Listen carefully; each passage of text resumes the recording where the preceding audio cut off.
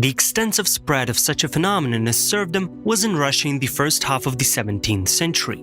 For over 200 years, the vast majority of the country's population was personally owned by a fractionally small, high-born class.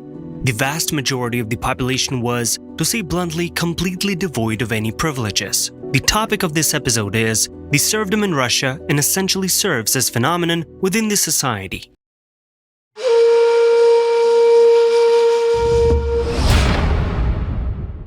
As we were saying, gradually, over time, the sale and exchange of serfs became something mundane. Of course, first of all, young healthy guys were valued, who could work in the tremendously large landlord fields, serve livestock, engage in construction, and so on. But the trade of serf women and girls also flourished.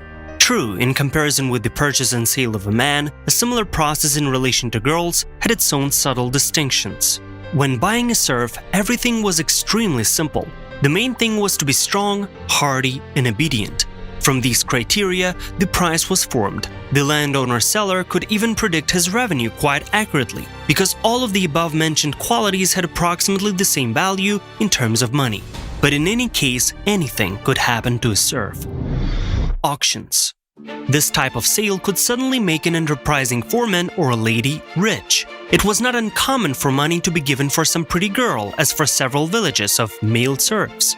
This was very well understood, so the choice of goods was approached very scrupulously.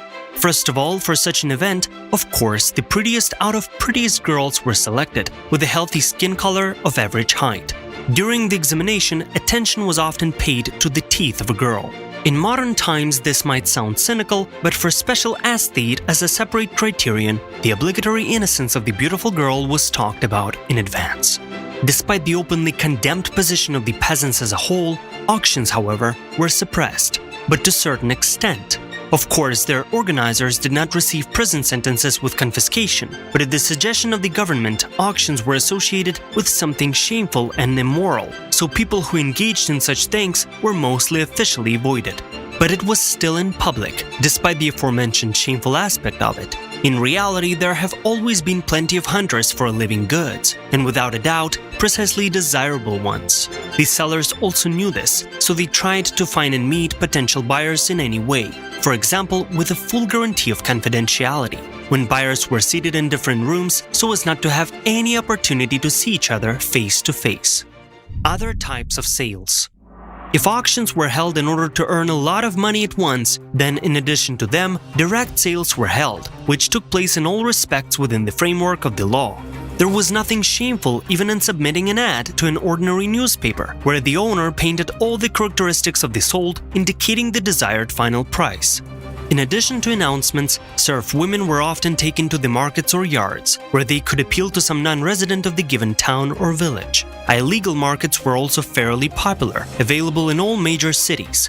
Naturally, such events were prohibited by law, but compliance with the rules was poorly enforced, since we've got to remember the harsh truth that there were also many lovers of young girls among the police authorities who were able to accept bribes and more. But sales were not always carried out by landlords solely for material gain. Sometimes a beautiful peasant woman, given for a pittance and sometimes just donated, helped to solve serious problems or to make useful acquaintances to the owner. The next chapter is called Landlords, so-called harems. It was outstandingly easy to understand the motives of those who sold the serfs. The girls were sold solely to achieve two goals: to earn money and make the necessary acquaintances. And for those who bought, the goals were much more diverse and could be even perverse. Many landowners had the golden rare chance at the time to travel not only to European countries where strict Christian morals reigned, but also to Eastern countries where it was much easier. Many people were especially interested in such a thing as polygamy practiced in the East. Very soon, similarities of the Sultan's harems began to appear in the wealthy properties. Some narcissistic Russian gentlemen liked to identify themselves with Oriental masters, so the phenomenon became widespread. Although, after the accession of the pro-Western Romanov family, Russia still chose the European course of development, so such exotic innovations existed mainly underground. True, as it was commonplace, everyone knew everything, they just did not advertise it.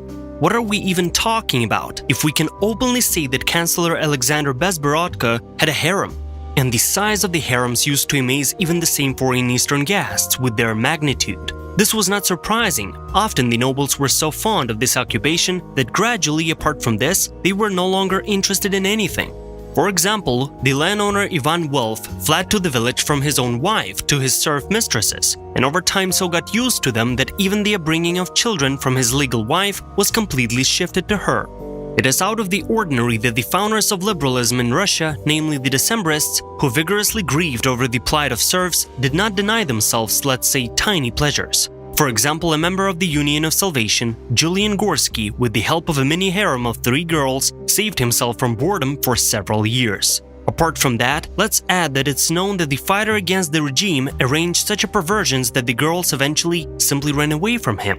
Above that, there is an evidence of the maintenance of harems not only by young loving gentlemen whose health allowed them to use the services of several women, but also by rather respectable elders. So the 72-year-old landowner Kashkarev kept an ensemble of 12 people who lived right in his household and ran around there as they wished. The supportive old man did not pay attention to the often inappropriate behavior of the serfs, which the impudent ones allowed themselves on a regular basis, demanding only that they alternately accompany him to some invited banquet.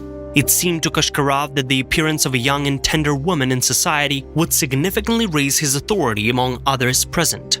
Yet, the most acclaimed keeper of the harem was General Ismailov. When the details of his eccentricities in this matter became known, the Emperor Alexander I himself considered it necessary to get involved in his deeds. The caring general contained more than 30 girls at the same exact time, and their living conditions were simply unbearable. Almost all the time they were locked in a building specially built for them with bars on the windows and guarded by ferocious wolfhounds. No one of the unwanted people had the right to even casually look at any of his serfs. The wrongdoer was immediately severely punished. Ismailov personally selected his future wives, simply going around his possessions and taking away their daughters from their parents. And when it came to the question of age, he increasingly liked young girls, often 12 to 14 years old. It all ended as gross and obnoxious as it was even difficult to imagine. The bastard who had survived out of his mind forcibly persuaded his own daughter to cohabit, also placing her in a specially built horrendous place. The case caused such prominent distress that it was impossible to let it go on in this way. Although, of course, the general got off easily, he was placed on compulsory treatment, and the management of the estate was transferred to the Board of Custodians. Serfs' Theater. Another object of comfort for noble society, on which a truly insane amount of money was spent, was the Landlords' Theater, the actors in which were recruited from serfs. And we must say that sometimes these sites were simply amazing in their level of organization and performance.